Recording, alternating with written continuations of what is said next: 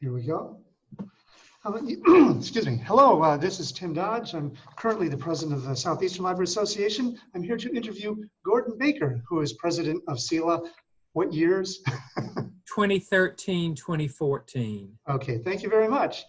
And I'd like to ask you a few questions. To start off, could you please discuss your background in libraries? Well, my background goes back a long way. I had an aunt who was a librarian, and she indoctrinated me early. I believe the very first book I received was Charles Perrault's Fairy Tales, and she brought it back from an ALA conference. But my parents always instilled a love of books. We read together while I was growing up.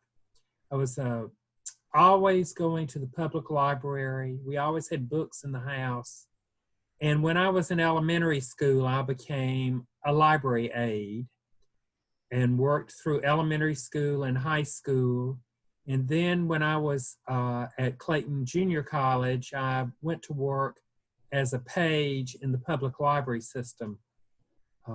So from there, it sort of instilled that libraries would play an important part in my role. And when I was at Valdosta State getting my bachelor's in elementary education, I minored in library science to work in school media centers. And at that time, you only had to take the 4 basic courses. And I had those. And my first job as a school teacher, I taught 5th and 6th grade social studies and science, and 1 period a day I assisted in the library. And I thought when I got that position that I had the perfect job. But then I found that 1 period I enjoyed so much because I could help students that I didn't teach. I helped students from all over the school. And so in 1976, I began my master's in library science at Clark Atlanta and graduated from there in 1978. And I became a full-fledged school librarian at George Kilpatrick Elementary School, K through 6. And spent 6 wonderful years there learning about children and interactions of faculty members. And fortunately, we also became computerized. And so there began that phase of our life. But I worked in elementary schools for 13 years. I was in middle school 1 year. And then I was in high school media specialist for 15 years. From 1979 until 2014, I worked at Clayton State, or Clayton Junior College, Clayton College and State University, and finally Clayton State University. The first 25 years, I worked part-time on evenings, and then on the weekends I worked usually Sundays. Did that for the 25 years, and when I retired from the school system, I had the opportunity to apply for the position of head of public services at Clayton State, and I was hired, and somehow I became interim director, then dean, and I retired in 2018 as dean of Clayton State. And then another phase of my career is from 2000 until 2018, I served on the Henry County Library Board of Trustees in McDonough. And for 14 of those years, I served as chair of the board. And we went through a building program.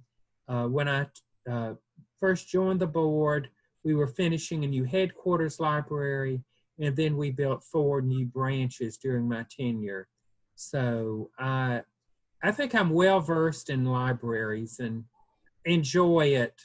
I do still miss the daily routine of libraries, but I am teaching part-time at Valdosta State in the MLIS program, and that's given me a new thrust, getting to know the next generation of librarians, and I really enjoy that.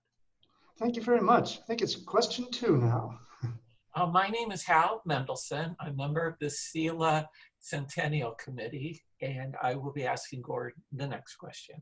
Describe your history with SELA, such as your first involvement, positions held, and other service. In 1982, I was president of the Georgia Library Media Association, which was the school media association in Georgia.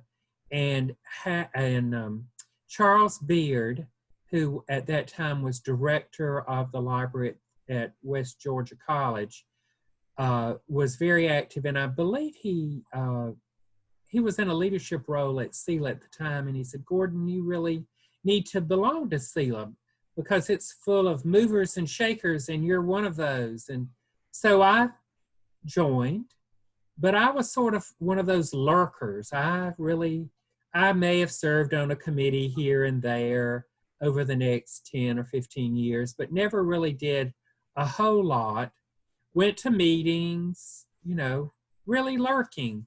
And finally in 1999, when SELA was having a joint conference with Georgia Como, I became more active because Ann Hamilton and Barry Baker were leading SELA at the time, and they involved me in it.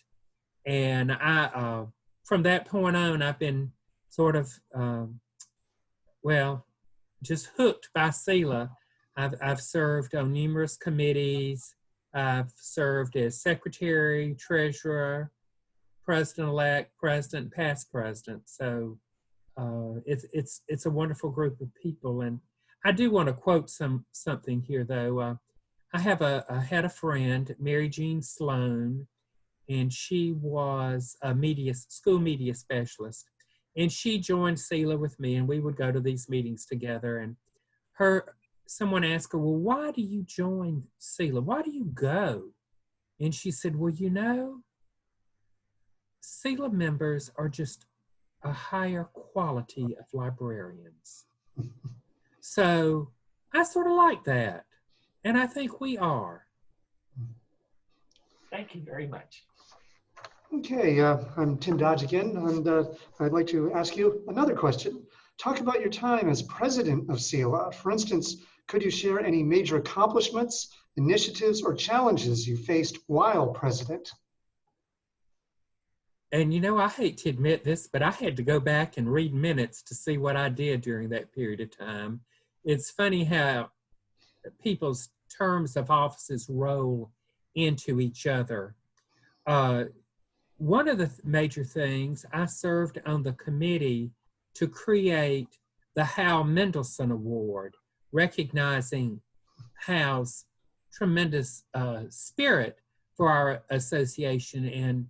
And then I got to present the second Hal Mendelsohn Award to Camille McCutcheon. So I look at that as something very major. We had the 2013 summer conference at the University of Alabama at Birmingham, and our speaker was Alabama author Carolyn Haynes, who writes the mystery novels. And we also had Dr. Melissa Johnston, who was a media specialist when I first knew her in Georgia, but at that time she was in the library school at the University of Alabama. We also that year had a joint conference with South Carolina, which was a very nice conference, lots of workshops, and I had the pleasure of introducing ALA President-elect Courtney Young to the group. And she was just a delightful speaker. During that tenure, my tenure, we also accepted Alabama's request to meet in 2015 in Point Clear. And that was a major milestone for us. Let's see, also during that time, we established the stipends to pay the webmasters. Up until that time, it had been just voluntary, but we put in place the procedure to start paying them a stipend. We also began the process of reactivating the position of archivist, and now we have that full-fledged with Camille McCutcheon serving in that role. And I think really the highlight for me of 2014 during my tenure is that I was the surprise recipient of the Rothrock Award that year, and that meant a lot to me. Okay. Gordon, this is Hal Mendelsohn again, and I will ask you the next question, but thank you very much for highlighting the Hal D. Mendelsohn Award. I'm honored that you felt I was able to meet the quality of the librarians of Southeastern Library. Thank you so much, Gordon. I appreciate that.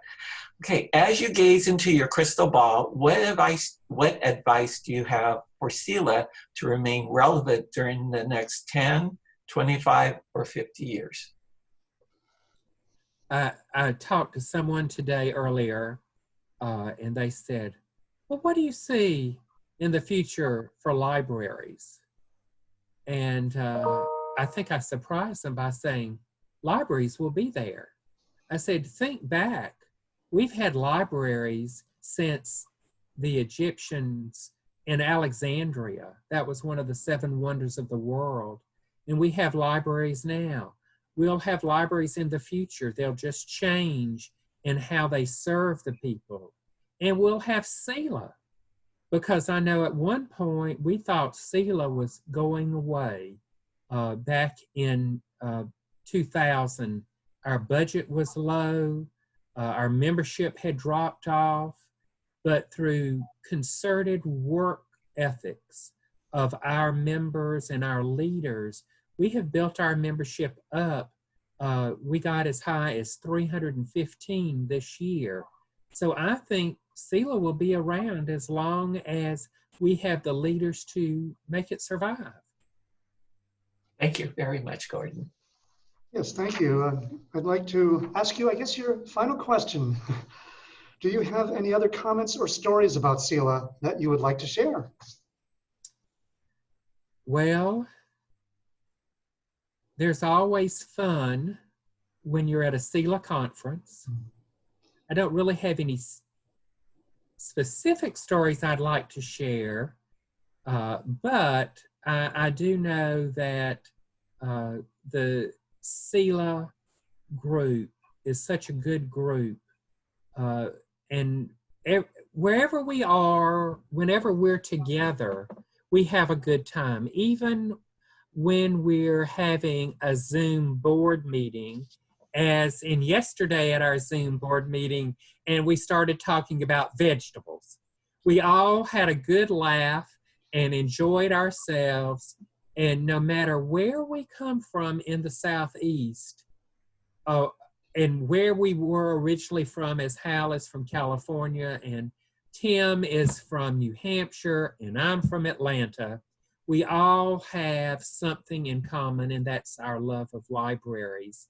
And then we learn about everyone else and what they like and what they don't like. And, you know, I think SELA is just a wonderful organization, and I'm so happy that I've been a part of it. Okay. Gordon, thank you for the interview. We received a lot of good information from you today, from your personal perspective. That's been very helpful, very warming to hear the nice things and the positive things you have to say about SELA and libraries in general. Thank you very much, Gordon, for being interviewed today. Thank you. I appreciate being asked.